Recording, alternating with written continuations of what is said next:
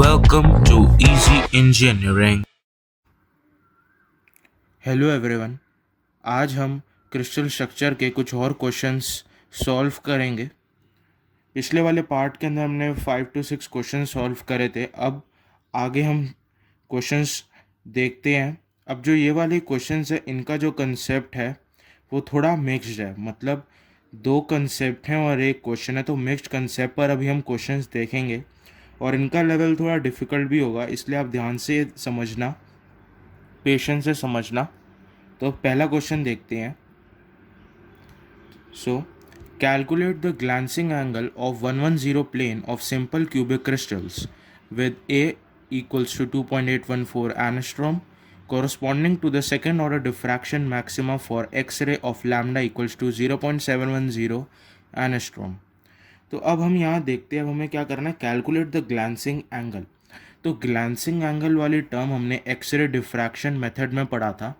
उसके अंदर हमने देखा था कि जब हम एक्सरेज होती हैं, जब हम उन्हें इंसिडेंट करवाते हैं क्रिस्टल पर, तब वो रिफ्लेक्ट जो रेज होती हैं उनका हमने कंस्ट्रक्टिवली इंटरफेरेंस ऑब्जर्व करके जो पैटर्न बनाया था, और कंस्ट्रक्टिव इंटरफेरेंस से हमें ये पता लगता है मैक्सिमा। तो ब्रैग्स की एक इक्वेशन आई थी जो कि था 2d sine theta equals to n lambda. So ये जो इक्वेशन है 2d sine theta equals to n lambda, ये ब्रैग ने इक्वेशन दिया था। और ये वाला एक्सरे डिफ्रैक्शन मेथड से, कि जब हमने एक्सरेज को क्रिस्टल के प्लेन पर पास करवाया था, जो रिफ्लेक्टेड रेज को जब हमने ऑब्जर्व करा था और उनका इंटरफेरेंस पैटर्न को जज करा था, तो मैक्सिमा की कंडीशन के लिए हमने कंस्ट्रक्टिव इंटरफेरेंस के लिए हमने ये देखा था कि जो ब्रैग की इक्वेशन थी 2d sine theta equals to n lambda, जहाँ पर जो हमारा थीटा होता था वही होता था हमारा ग्लैंसिंग एंगल। तो अब हमें ग्लैंसिंग एंगल यहाँ कैलकुलेट करना है, तो हम उसी इक्वेशन का यूज़ करेंगे ब्रैग की, जो कि है 2d sine theta equals to n lambda. अब हम देखते हैं और कुछ वैल्यूज़। अब यहाँ हमें दे रखा है सेकेंड ऑर्डर डिफ्रैक्शन, तो एन का वैल्यू हमारा क्या हो जाएगा 2। लैम्डा का वैल्यू हमें गिवन है यहाँ पर 0.710 एनस्ट्रॉम, एन का वैल्यू गिवन है। और अब हमें जैसे कि इसके अंदर थीटा निकालना है, तो हमें एन का वैल्यू गिवन है, लैम्डा का वैल्यू गिवन है, पर हमें यहाँ डी का वैल्यू कहीं क्वेश्चन में गिवन नहीं है। तो हम डी का वैल्यू कैसे निकालेंगे? यहाँ पर ये जो डी है ये होता है इंटरप्लानर स्पेसिंग, मतलब प्लेन्स के बीच का डिस्टेंस।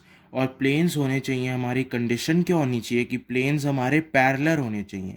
तो इंटरप्लानर स्पेसिंग का मतलब होता है पैरेलल प्लेन्स के बीच का डिस्टेंस।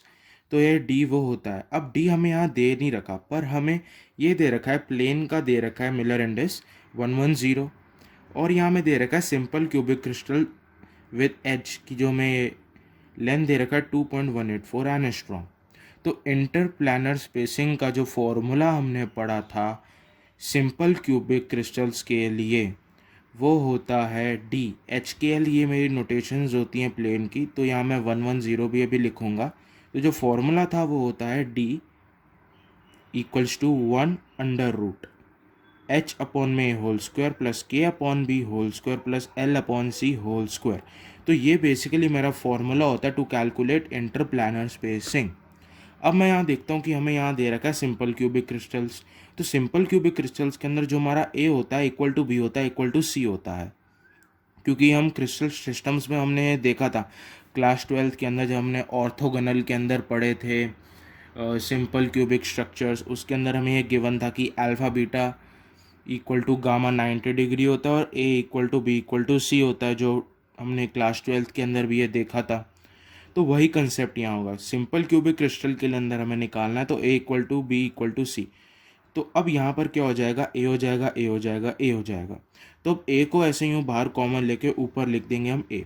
तो जो हमारा फॉर्मूला वैसे अगर सिंपल क्यूबिक क्रिस्टल के लिए अगर आप देखें तो वो होगा a divided by under root h square plus k square plus l square. तो यहाँ भी हमने ये करा a divided by h square plus k square plus l square. H यहाँ 1 है, के यहाँ 1 है, एल यहाँ 0 है, तो 1 स्क्वायर प्लस 0 स्क्वायर, तो 1 + 1 2 under root 2.814 divided by under root 2। तो हमारा ये आ गया डी। अब हमें डी भी पता लग गया। अब हमें थीटा की वैल्यू कैलकुलेट करना है, तो हम वैल्यू सब्सिट्यूट करेंगे हमारा इक्वेशन नंबर 1 के अंदर। तो वैल्यूज़ हम सब्स्टिट्यूट करेंगे इक्वेशन नंबर 1 में और हमारा आंसर कैलकुलेट करेंगे।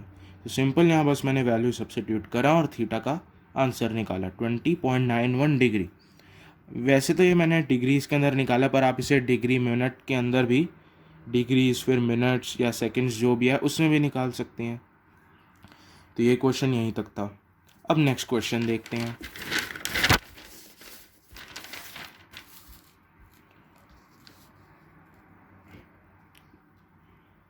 Next question.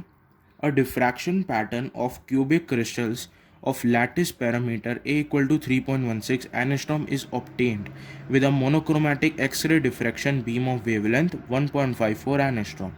तो यहाँ हमें पता लग गया कि ये भी एक्स-रे डिफ्रैक्शन पर ही बेस्ड है, तो इसका मतलब हमें यहाँ ब्रैग्स की इक्वेशन याद रखनी है, उसे यूज़ करेंगे हम। तो अब देखते हैं कुछ आगे पढ़ के। The first line of spectra is observed at theta. अब हमें यहाँ ग्लैंसिंग एंगल दे रखा है, तो हमें क्या डिटरमाइन करना है, द इंटरप्लानर स्पेसिंग।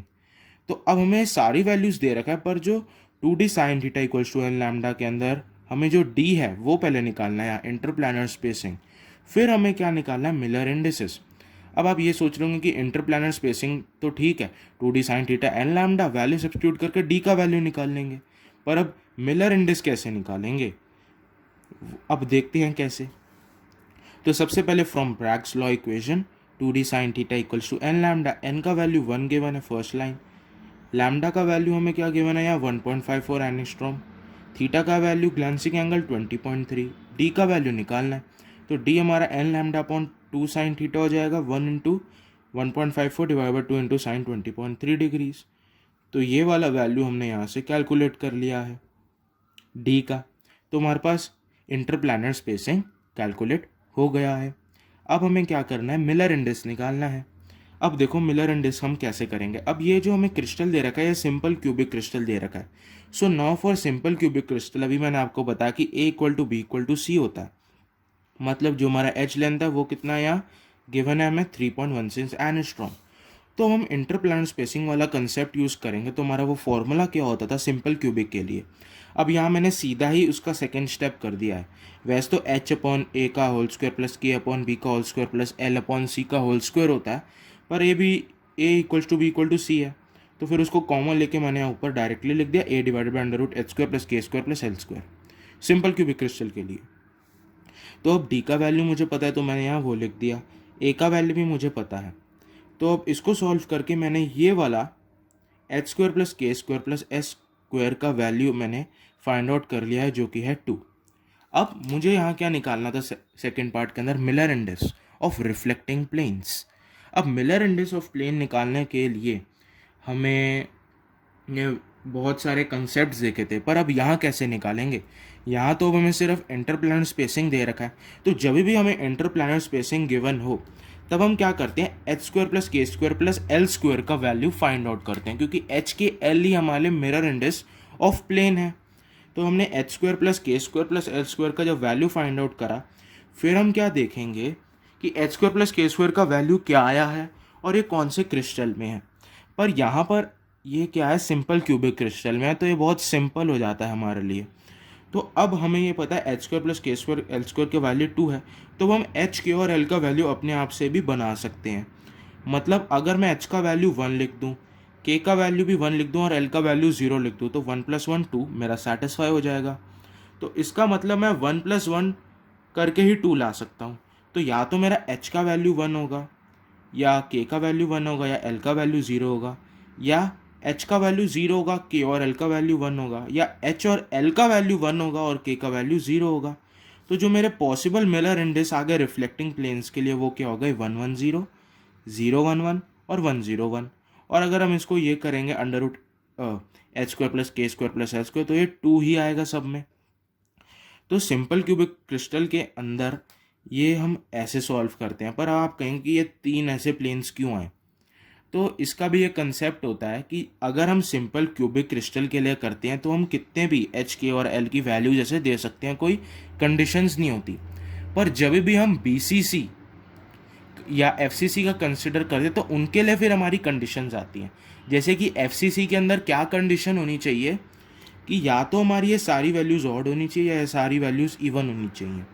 मतलब अगर यहाँ पर मेरा 110, अगर जैसे कि मेरा 111 है तो 222 नहीं हो सकता मेरा, क्योंकि 222 में सारा वैल्यू इवन होगा और 111 में सारा वैल्यू हमारा ऑड होगा। तो ऐसा प्लेन होने चाहिए, या तो मेरा सारी वैल्यूज ही ऑड हो या सारी वैल्यू इवन हो। पर आपको उतना डीप में जाना नहीं, आपको सिर्फ सिंपल क्यूबिक क्रिस्टल के लिए याद रखना, और इसको आप देखना कि ये ट्रिक यहाँ पर मैंने क्या यूज़ करा और ये सारे पॉसिबल वैल्यूज आ गए मेरे Miller index of reflecting planes के।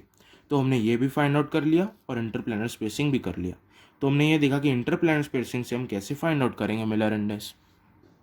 ये भी क्वेश्चन यहीं तक था। अब नेक्स्ट क्वेश्चन देखते हैं। अब नेक्स्ट क्वेश्चन है हमारा, calculate the ratio of vacancies in aluminium at 300 kelvin to that produced by rapid quenching at 800 kelvin. Enthalpy of formation of vacancies is 68 kilo joule per mole. अब यहाँ पर हमें ratio of vacancies करना है, तो उससे पहले आपको ये मैं समझा दूँ कि ये ना शॉर्टकी और फ्रेंकल डिफेक्ट से क्वेश्चन है, जिसके अंदर हम नंबर ऑफ वैकेंसीज का एक डेरिवेशन होता है और उससे एक जो फॉर्मूला आता है उस पर बेस्ड है। तो मैं आपको सीधा एक डायरेक्ट फार्मूला बताऊंगा, मैं डेरिवेशन नहीं करना है यहाँ। तो सीधा जो फार्मूला होता है आप उसे ही याद रखना, कोई इतना डीप कंसेप्ट में मत जाना। तो इसका फार्मूला होता है नंबर ऑफ वैकेंसीज, जो हमारा एन वी होता है equals to n into e to the power minus del H f by R T. तो यहाँ पर हमारा एन वी होता है नंबर ऑफ वैकेंसीज, एन होता है हमारा total number of atomic sites, delta H F होता है हमारा एंथैल्पी ऑफ फॉर्मेशन, और आर होता है हमारा यूनिवर्सल गैस कांस्टेंट जिसका वैल्यू होता है 8.314, और जो टी होता है हमारा टेम्परेचर होता है। तो अब हमें यहाँ रेशियो ऑफ वैकेंसीज निकालना है। तो सबसे पहले हम क्या कर सकते हैं कि 300 केल्विन पर वैकेंसी निकालें कितनी बनेंगी और 800 केल्विन पर कितनी बनेंगी, फिर उसको डिवाइड कर देंगे तो हमारा रेशियो फाइंड आउट हो जाएगा। तो हम एट 300 केल्विन पर देखते हैं। तो अब मैंने क्या करा, सॉल्व करने के लिए n को यहाँ ले गया, तो n को मैंने यहाँ लिया तो एन वी बाई एन, फिर जो मेरी यहाँ आर एच एस पर जो भी मुझे वैल्यूज़ गिवन थी, जैसे कि डेल्टा एच एफ का वैल्यू मुझे गिवन है 68 किलो जूल, उसको मैंने यहाँ जूल्स में कन्वर्ट कर दिया है।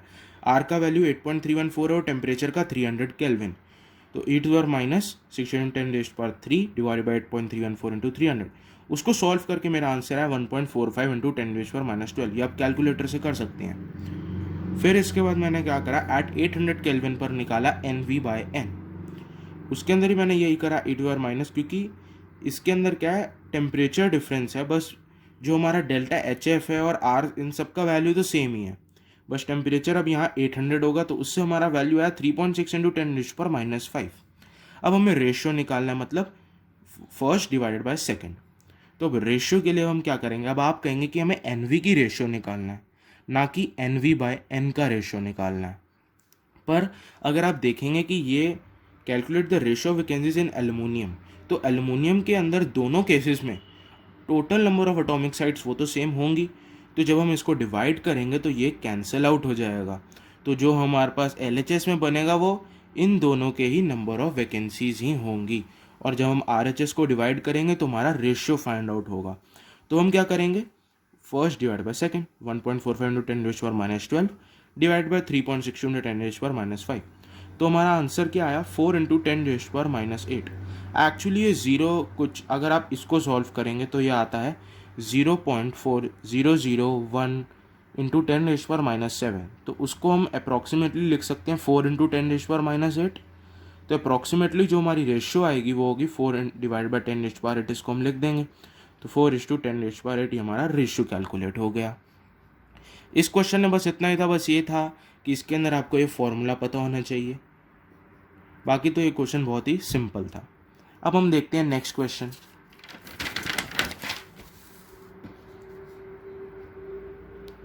Next question, how many atoms पर millimeter square are there on 100 plane of lead? Assume the interatomic distance as 3.499 angstrom. अब आप देखो यहाँ पर आपको क्या निकालना है, आपको निकालना है हाउ मेनी एटम्स पर मिलीमीटर स्क्वायर। तो आपको एटम्स निकालने हैं और मिलीमीटर स्क्वायर, मतलब मिलीमीटर स्क्वायर से तो आपको पता लगता है कि आपको एरिया निकालना है किस प्लेन का, 100 प्लेन का। तो सबसे पहले हमने क्या करा, 100 plane, simple first step 100 plane हमने यहाँ देखा क्या होता है, और उसका अब हम एरिया देखो अब हम कैसे फाइंड आउट करेंगे। यहाँ पर हमें दे रखा है कि जो हमारा क्रिस्टल है वो है लेड, तो आपको ये याद रखना है लेड, कॉपर और एल्युमिनियम, इनका जो स्ट्रक्चर होता है ये होता है एफसीसी टाइप। तो लेड हैज एफसीसी स्ट्रक्चर। तो एफसीसी के अंदर क्या होता है, जो हमारा फेस पर मैंने आपको पैकिंग फ्रैक्शन वाले कंसेप्ट में बताया था कि जो हमारा फेस होता है उस पर एक एटम यहाँ होता है, एक एटम यहाँ होता है कॉर्नर्स पर और एक एटम बीच में होता है। तो जो डायगोनल की लेंथ होती है √2a इक्वल्स टू कितना होता है r plus r plus r plus r equals to 4r। तो ये होता था, हमने ये देखा था पैकिंग फ्रैक्शन में। ठीक है, अब आप उन सबको याद रखें। अब यहाँ में दे रखा है इंटर एटॉमिक डिस्टेंस, मतलब एटम्स का कितना डिस्टेंस है, मतलब ये डिस्टेंस कितना दे रखा है 3.499। अब इसको आप आर के टर्म्स में क्या लिखेंगे, ये तो 2r है, तो 2r इक्वल्स टू आप ये लिख सकते हैं 3.499, ये गिवन है। ठीक है, आपने ये लिख दिया। अब आपको क्या करना है, एरिया निकालने के लिए आपको ए का वैल्यू गिवन होना चाहिए। अब एफसीसी के कंसेप्ट पे अगर हम देखेंगे तो हम √2a इक्वल्स टू 4r लिखते थे, √2a इक्वल्स टू 4r, क्योंकि ये डायगोनल है और इसका ये पूरा 4r है, ये हमने पहले भी देख चुके हैं। तो √2a इक्वल्स टू 4r, तो a का वैल्यू क्या होगा 2√2r। अब 2r का वैल्यू हमें यहाँ से पता है तो हम वो पुट करके सीधा आंसर कैलकुलेट करेंगे, मतलब a का वैल्यू हमें पता लग जाएगा। तो वो होगा 4.95 इंटू 10⁻⁻10 मीटर्स। अब इससे हम क्या करेंगे, एरिया निकल जाएगा, मतलब mm² वाला जो हमारा कंसेप्ट था वो सॉल्व हो जाएगा यहाँ से। तो एरिया के अंदर हम क्या करेंगे, स्क्वायर का एरिया साइड स्क्वायर, तो a², तो ये 4.95 10⁻10 होल स्क्वायर, ये क्या होगा हमारा मीटर स्क्वायर। ठीक है, अब आपको ये देखना कि एटम्स निकालने हैं, क्योंकि आपको एटम्स डिवाइड बाय एरिया करना है। तो number of atoms in 100 plane, मतलब अगर आप देखेंगे इस प्लेन पर कितने एटम्स है। अब आप एटम्स निकालने का कंसेप्ट आप देखेंगे कि लेड का स्ट्रक्चर होता है एफसीसी, और एफसीसी आपको पता है, तो आपका इस प्लेन पे आपको पता है कैसे एटम्स प्लेस्ड होते हैं, एक एटम यहाँ होता है, एक एटम यहाँ होता है, एक एटम यहाँ होता है। तो मतलब एक एटम तो होता है हमारा प्लेन पर, और इसका हाफ पार्ट और इसका हाफ पार्ट, मतलब टोटल अगर हम देखेंगे तो 2 एटम्स होते हैं हमारे प्लेन में। तो number of atoms in 100 plane 2 हो गए। ठीक है, अब हमें बस करना ही क्या है, नंबर ऑफ एटम्स पर मिलीमीटर स्क्वायर।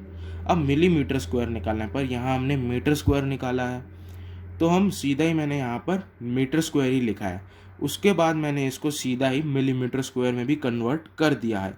तो वो तो आपके लिए सिंपल है कि कैसे हम मीटर स्क्वायर मिलीमीटर स्क्वायर में कन्वर्ट करेंगे। तो सिंपल आप बस 2 डिवाइडेड बाय एरिया कर देंगे तो आपका आंसर आ जाएगा। और यहाँ मैंने mm² के अंदर पहले ही इसको कन्वर्ट कर ही लिया था सॉल्व करते वक्त। तो जो फाइनल आंसर था वो था मेरा 8.16 इंटू 10⁻12 एटम्स पर मिलीमीटर स्क्वायर। ये भी सिंपल क्वेश्चन था। तो ये वाले थोड़ा डिफ़िकल्ट क्वेश्चंस थे, तो अब हमने इन सब के तो आंसर्स देख लिए हैं। तो जितने भी क्वेश्चंस होते थे क्रिस्टल स्ट्रक्चर के अंदर, जितना भी उनका डिफ़िकल्टी लेवल इजी मैंने आपको सब करवा दिए, ताकि आपको आइडिया हो जाए कि कैसे क्वेश्चंस आते हैं। तो इस वीडियो को भी यहीं एंड करते हैं। आई होप कि आपको समझ में आ गया हो। अगर आपको कोई भी डाउट होता है तो आप कमेंट्स में मेंशन कर सकते हैं।